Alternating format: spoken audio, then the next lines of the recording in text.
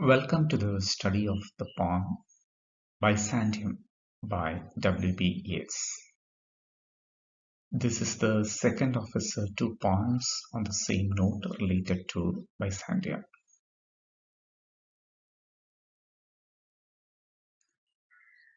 Byzantium is a five-stanza poem. It was written 4 years after the composition of Sailing to Byzantium. Both Sailing to Byzantium and Byzantium speak about an escape from a world of change to a world of permanence. An escape from a world of change to a kingdom of permanence.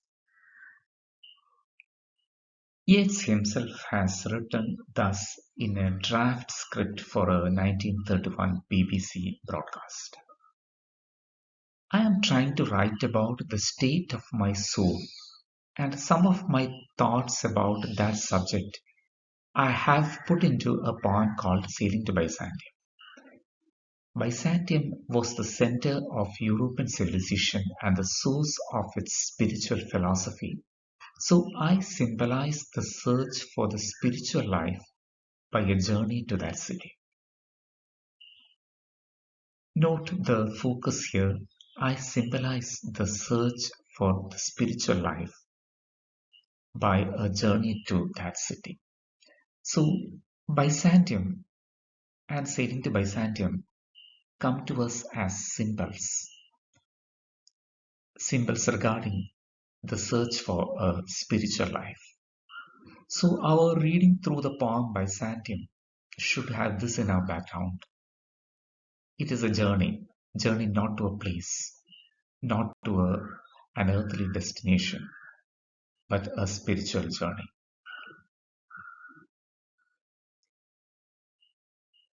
Byzantium, stanza 1. The unpurged images of day recede. The emperor's drunken soldiery are abed. Night resonance recedes. Night walker's song after great cathedral gong. A starlit or a moonlit dome disdains all that man is, all mere complexities, the fury and mire of human veins.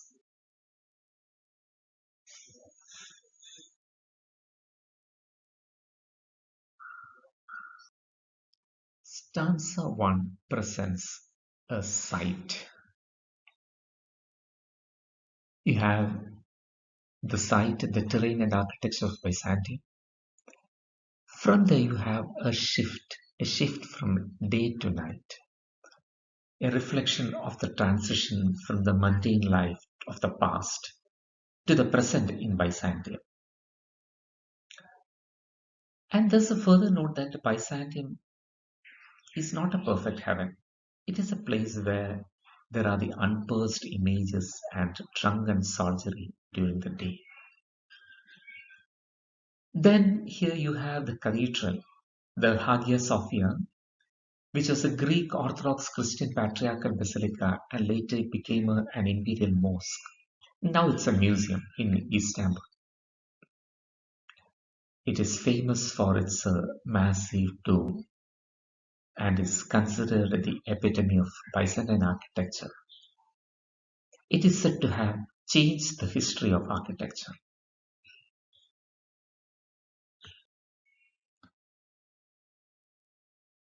This poem is a praise to art and architecture. The word itself, Hagia Sophia, means holy wisdom. And this is something which the seeker is yearning for here. The image of the daytime, such as the drunken soldiers of that king, that is reminiscent of the savage British soldiers terrorizing the Irish peasantry, stained with the blood and fury of the busy daylight. Yeats had his Irish background, though he wrote in English.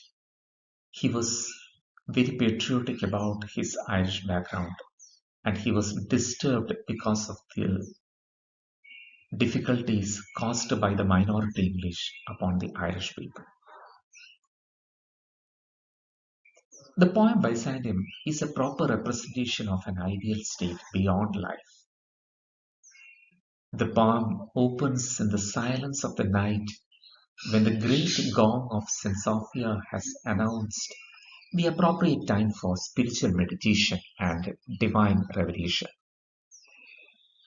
The noises and images particular to the light in a great city, such as the song of night workers and the brawl of the revelers, have also melted into the calm atmosphere.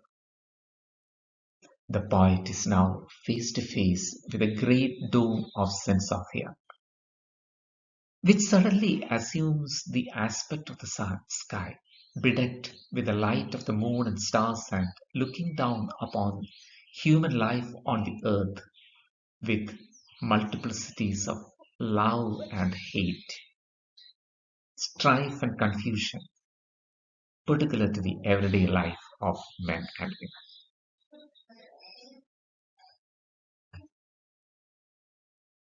Stanza 2. Before me floats an image, man or shade. Shade more than man, more image than a shade. For Hades bound in mummy cloth may unwind the winding path. A mouth that has no moisture and no breath, breathless mouths may summon. I hail the superhuman, I call it death in life and life in death.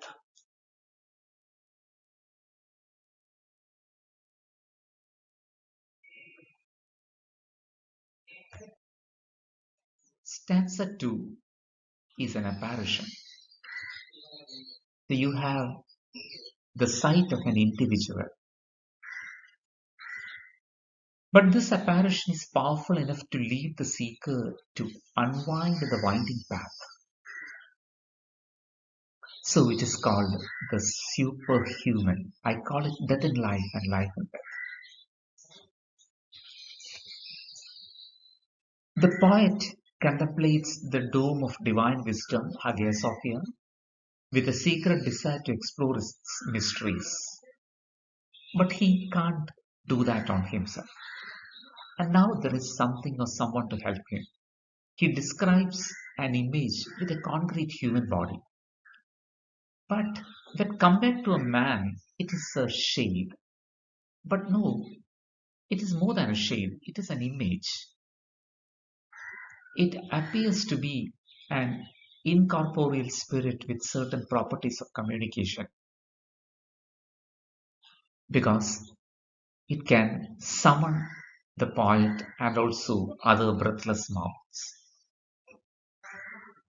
The poet hails the superhuman guide who is antithetical to man, living the life of man's death and death of man's life. It is bound in the clothes of the dead. So it is living the death of a man's life.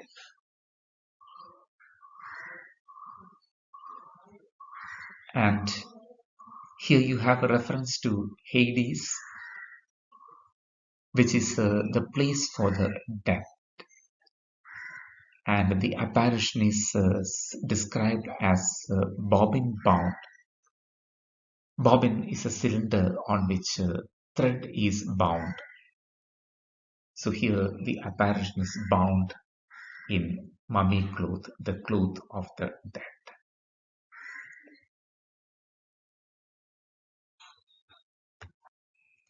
Stanza 3. Miracle, bird, or golden handiwork. More miracle than bird or handiwork, planted on the starlit golden bough, can, like the cocks of Hades, crow, or by the moon embittered, scorn aloud in glory of changeless metal, common bird or petal, and all the complexities of mire or blood.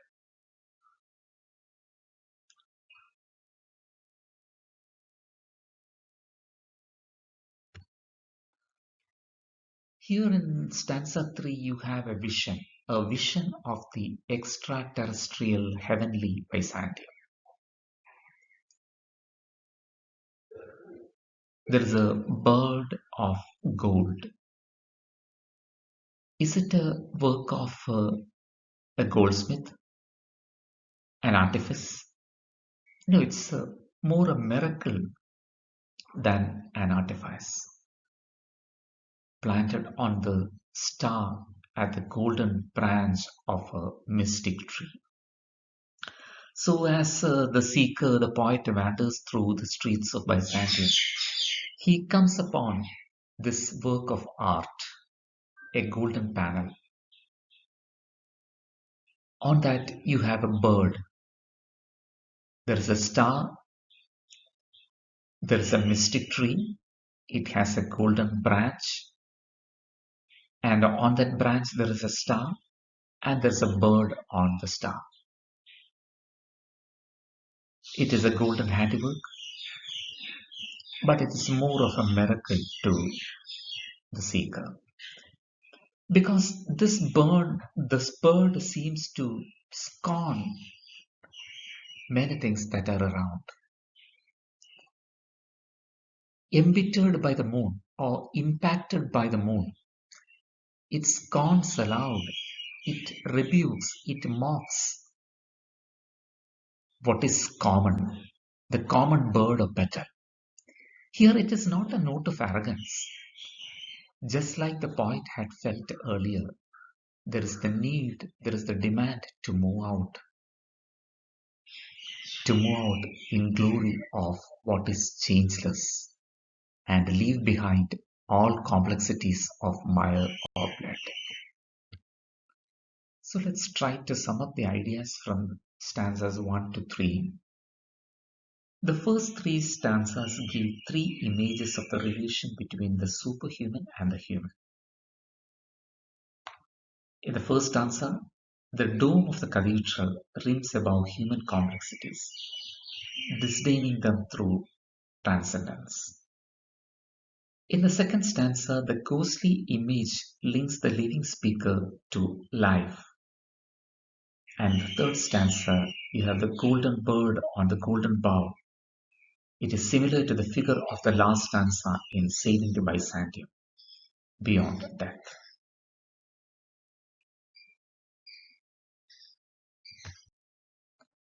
Stanza 4. At midnight, on the emperor's pavement flit, flames that no faggot feeds nor steel has slit, no storm disturbs, flames begotten of flame, where blood-begotten spirits come, and all complexities of fury leave, dying into a dance, an agony of a trance, an agony of flame that cannot singe a sleep. Now it's all superhuman. Spirits come to the scene, and what all is impure will have to leave, or they will be burnt by the flame. There was a desire for the unearthly in Sailing to Byzantium. The starting of Byzantium, we see a struggle for the poet. Did Byzantium with its impurities disappoint him? Then, as we move to stanza 2, there is an advance. An apparition takes him through the same streets of the city and the miraculous works of art that are seen there. But as we move from stanza 2 and 3, where you have the miraculous work of art in stanza 3, you come to stanza 4, where we have a total change. All complexities of fury leave. So everything that is complex, everything that is impure, everything that made human life difficult will have no place now in Byzantium. So there is a firm affirmation from the poet. When the poem started, we were made to feel that Byzantium has got its problems, its impurities. But no, at midnight, it is a divine fire. It is a flame that is not lit by anything like a candle or a steel stick on at the end of which there is a light.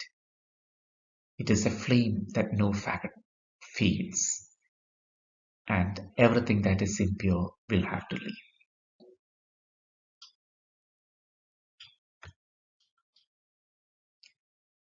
Stanza 5.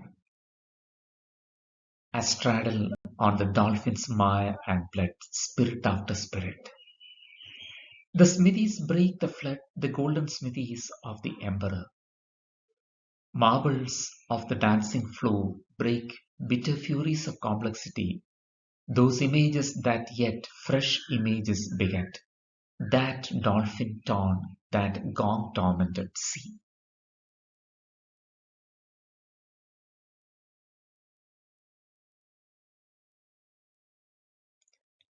Dolphins, they are traditionally considered as agents of transport. They are not free from mire or blood, but they bring in the spirits to Byzantium through the sea. Dolphins are the proverbial escorts of souls to the kingdom of the dead. The scene has been familiarized by artists as well as markers on the Roman tombs. So, on the riding on the dolphins, you have spirit after spirit coming to Byzantium.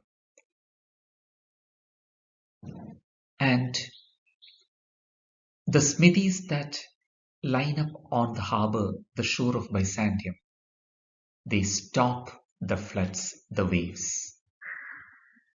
And all bitter furies of complexity are broken on the marbles of the dancing floor.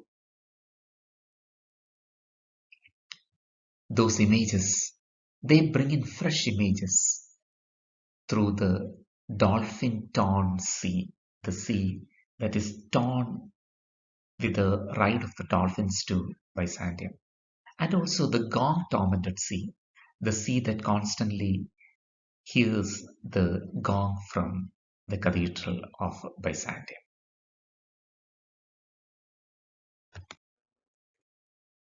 Some features of the poem, through the 5 stanzas, you have repeated ideas of complexity, mire, and blood. And the word Hades in the 2nd and 3rd stanzas, it's a Greek term widely used to denote the deity of the underworld and the abode of the dead. Have a look at the metrical pattern of the poem. You have a regular stanza pattern. The pronounced differences in Byzantium's line lengths make the stanzas appear very haphazard. However, they are actually regular. Each stanza constitutes 8 lines, and each stanza rhymes A, B, B, C, D, D, C. Metrically, it is quite complicated. The lines are loosely iambic, with the 1st, 2nd, and 3rd, 5th, and 8th lines in pentameter, the 4th in tetrameter, and the 6th and 7th in trimeter. So you have a pattern of line stresses in each stanza: 5, 5, 5, 4, 5, 3, 3, 5. Let's wind up this discussion on Yeats' Byzantium. For your further study, it's advised that you consider answering the 3 questions given here. Thank you.